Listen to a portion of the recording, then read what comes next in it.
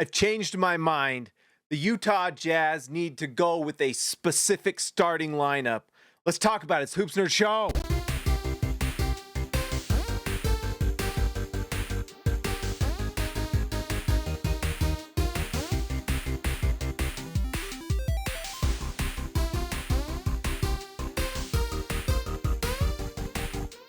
All right, guys, before we get into it, make sure you like the video, subscribe to the channel. Also, shout out to the members.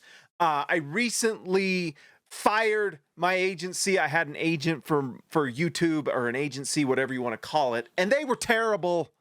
And I'm finally free, but they were connected to my YouTube. It disconnected my memberships. I re-upped them. Everything looks like it's clean and clear, but if not, I guess check it out.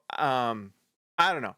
If it's working, great. If not, let me know and we'll see if we can fix it. Anyways, the Utah Jazz are not very far away from playing basketball again, and I, for one, cannot wait. I was watching and rewatching some Summer League today, and we got to talk about that a little bit too. Darren Peterson is going to be incredible. Incredible. Go rewatch the Summer League. He just has everything to become an absolute superstar. But that's for another day. I have talked on here, and I've written about it on SLC Dunk many times, about how I feel like Jusuf Nurkic needs to start. And I've written about it, talked about it, after thinking about it for a while, and I don't know if I'm falling into the trap that many have fallen into before, but I think the Jazz do need to probably start Jaren Jackson Jr. at center, or at least definitely need to think hard about it. Now, who knows what they do? If I was betting, I think I'm too scared to bet that they won't start Jusuf Nurkic. But after watching Summer League and looking at all these different things with Ace Bailey, I think the Jazz need to start Jaren Jackson Jr. at center. I think I've been a little bit too stubborn with just that specific thought that Jaren Jackson Jr. shouldn't be at center because of some of the defensive reasons. Now, here's why I think that the Jazz starting lineup should be this: Keyonte George, Darren Peterson, Ace Bailey, Lauri Markkanen, Jaren Jackson Jr.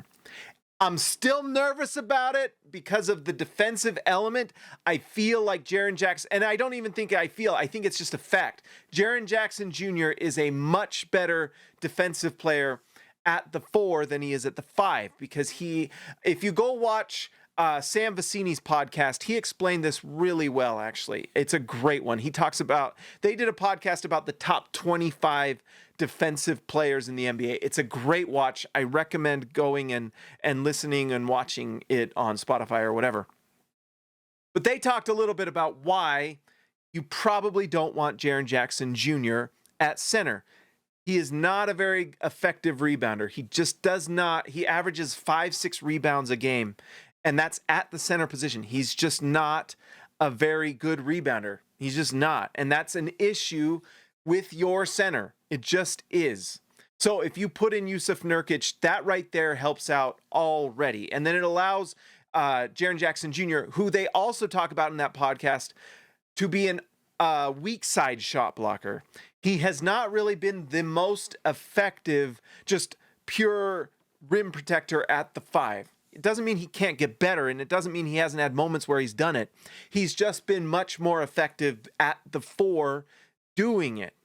And those are the reasons that I have been nervous and scared about those things. Now, I think the reason you probably need to put him at the 5 regardless is that you need to get Ace Bailey on the floor, and I think there is some counteraction to the weaknesses of Jaren Jackson Jr. We'll see. And maybe it goes badly and they have to adjust. One thing that's really nice about Will Hardy is that he will adjust at any game, every night. We know it from watching Will Hardy. He will adjust his lineups every night even. The lineups are not set in stone like they were before under Quinn Snyder, right? Things change, lineups change, starting unit changes.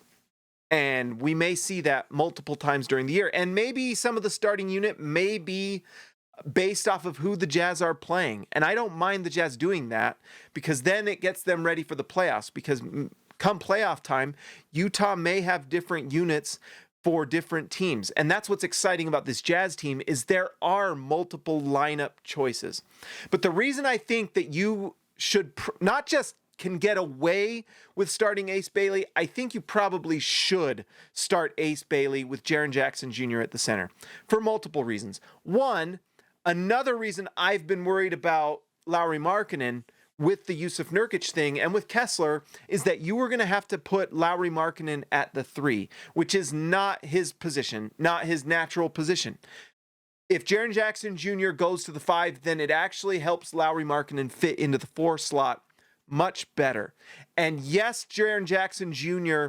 is not a very good rebounder, but Lauri Markkanen is actually a very solid rebounder. On top of that, we know that Ace Bailey is a high-level rebounder at the 3. He's very good. So, Lauri Markkanen at the 4 and Ace Bailey at the 3 actually counteract that issue with Jaren Jackson Jr.'s rebounding. Utah will have to do some team rebounding together to make up for it, but that's fine. And those guys can actually make up for that weakness. Now, the rim protection element, I was thinking about it.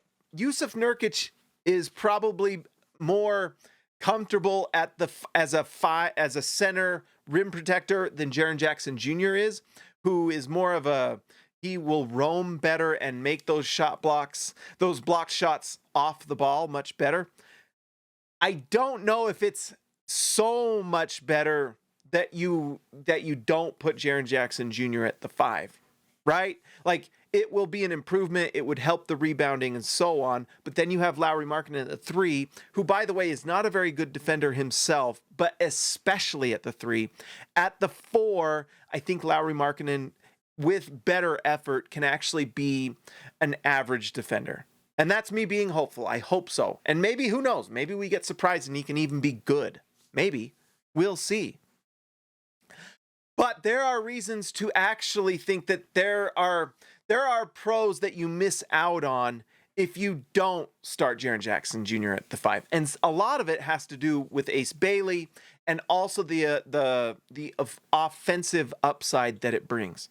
For one, you get Ace Bailey on the floor, and we saw that Ace Bailey has some real defensive upside, and that actually gets a positive defender on the floor. Jusuf Nurkic is not a player that can go out to the 3-point line, so even if Jusuf Nurkic starts at the 5, you're going to see some issues where teams are going to play different styles to get him out of the paint, and he's not quick enough to recover, and you could see some serious problems with that. So, Jusuf Nurkic at the 5 is probably not going to cut it defensively against some of the best teams in the league. Against some of the worst teams, it'll probably be fine.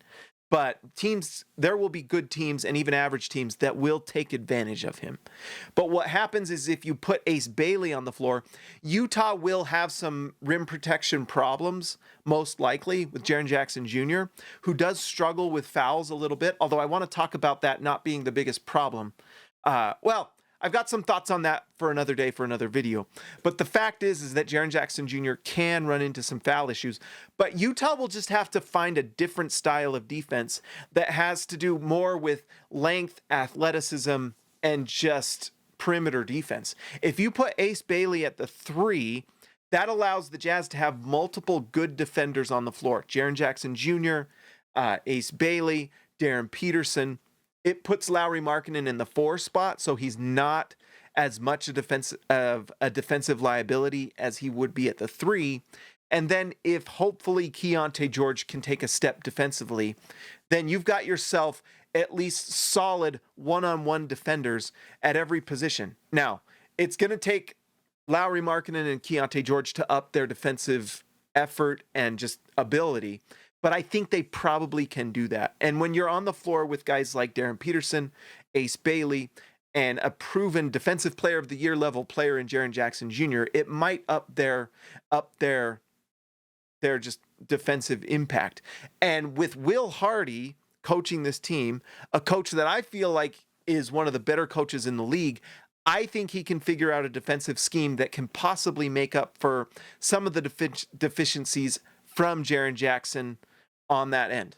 Let's hope so. It's going to be fascinating to watch. If they start that unit, then that means that maybe they think they can figure out some way to do it. And maybe Utah tries it and starts the season like that, and maybe it doesn't work, and they can always just adjust. They can put in Jusuf Nurkic at the 5 if they feel like they need to. On the offensive end, that's where things get exciting. Because with Jaren Jackson Jr. at the 5, you have legit shooters at all 5 positions. There is no weak link on that offensive unit from 1 through 5, right? Key, Darren Peterson, Ace Bailey, Lauri Markkanen, and Jaren Jackson Jr. are all plus offensive players, and some of them elite offensive players, right? And then you put those 5 together. I don't know how you stop that Jazz team with that 5-out offense, right? It then allows that team to just score at an incredible rate. And if you are scoring at a high level, you are putting the ball through the basket and forcing the opposing team into half-court sets, right? And so there is a lot of improvement on the defensive end just by being in half-court sets more often, right? So I actually am feeling more and more like I would like to see Jaren Jackson Jr. at the 5 because I want to see Ace Bailey on the floor. I think he's primed for a step up this year. You want to play your best players too, right? I don't think anyone would disagree that the best 5 players are those 5, right? Keyonte George, Darren Peterson, Ace Bailey, Lauri Markkanen, Jaren Jackson Jr., and they can just start. You should just play your 5 best players, right? So that's what I've been thinking. I think I've changed my mind. Is that okay to do these days, by the way? Is it okay to change your mind here and there once in a while? Is that okay? I hope so, because I certainly did. I'd like to see it. I think offensively, it could put the Jazz literally at the best offense in the league or near it, right? That's the type of upside you're looking at. Anyways, guys, like the video, subscribe to the channel. I am excited about this upcoming season. I hope you are. Things are going really well for the Utah Jazz. Like the video, subscribe to the channel. Thank you to the members, guys. I appreciate it a lot. I will talk to you next time.